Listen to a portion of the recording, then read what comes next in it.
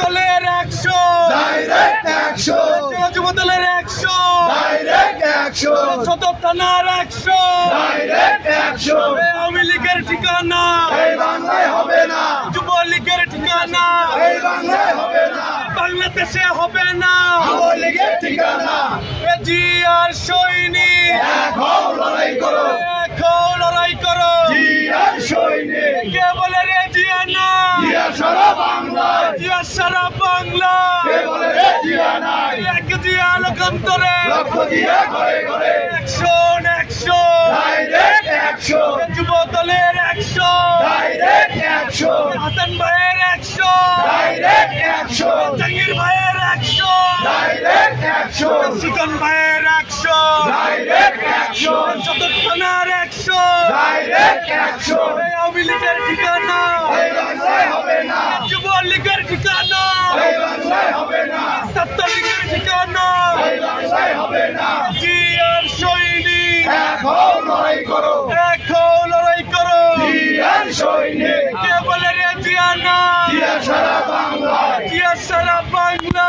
কে বলে কেন্দ্রীয় কর্মসূচি হিসেবে আপনারা জানেন আমাদের কেন্দ্রীয় কর্মসূচি এক সপ্তাহ, আমাদের এক সপ্তাহ এই যে সারা বাংলাদেশে অপপ্রচারের বিরুদ্ধে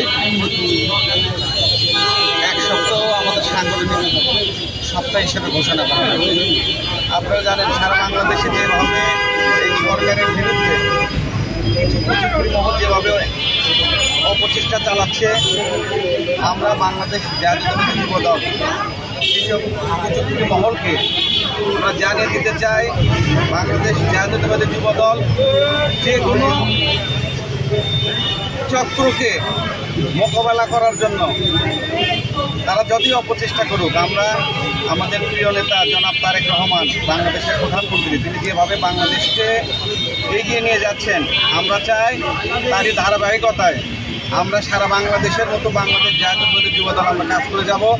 তারেক রহমান ইতিমধ্যে যেসব কাজ করেছেন তার মধ্যে খাল খনন, বৃক্ষরোপণ, সারা বাংলাদেশে যে স্বাস্থ্যসেবা ক্ষেত্র যেভাবে উন্নতির দিকে নিয়ে যাচ্ছে, আমাদের ফ্যামিলি কার্ড যেভাবে দিচ্ছেন, আমাদের সাংগঠনিক অভিভাবক তারেক রহমান বাংলাদেশের উন্নতির যে দিক যেভাবে সামনের দিকে এগিয়ে নিয়ে যাচ্ছেন, আমরা বাংলাদেশ জাতীয়তাবাদী যুবদল সবসময় সেই ধারাবাহিকতাকে অব্যাহত রাখবো এবং বাংলাদেশে কিছু কুচক্রী মহল তারেক রহমানের কাজকে বিশেষ করে বগুড়ায় আপনারা দেখছেন, বগুড়ায় উন্নতির ধারা অব্যাহত রয়েছে, সেটাকে ব্যাহত করার জন্য বিভিন্নভাবে বিভিন্ন মহল থেকে বিভিন্ন কথা বলা হচ্ছে। আমরা চাই বগুড়ায় যে দীর্ঘ 17 বছর কোনো উন্নয়ন হয়নি, সেই দিকে কিন্তু কেউ কখনো চোখ তুলে তাকায়নি।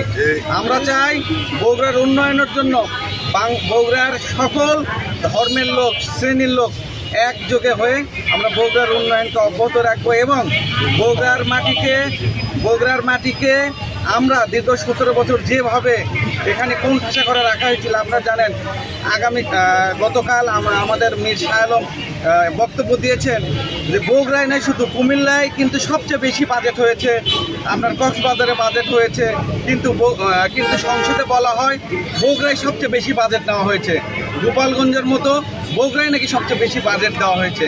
এটাকে যেভাবে তিনি প্রোটেস্ট করেছেন, আমরা চাই সারা বাংলাদেশের মানুষ জানুক বগুড়ায় 1 নম্বরে নেই, বগুড়ায় উন্নতির দিকে এখনো পর্যন্ত প্রায় 17তম দিকে রয়েছে।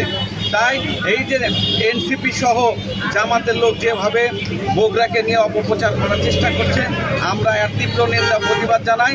বাংলাদেশ জাতীয়তাবাদী যুব দল সবসময় মাঠে থেকে প্রতিবাদ জানাবে, এই বলে আমি আমার কথা বলি এখানে শেষ করছি। শহীদ জিয়া অমরক, দেশনেত্রী বেগম খালেদা জিয়া অমরক, আমাদের প্রিয় নেতা, প্রিয় অভিভাবক, বর্তমান সফল প্রধানমন্ত্রী তারেক রহমান জিন্দাবাদ। সবাইকে ধন্যবাদ। সাংগঠনিক যে সপ্তাহ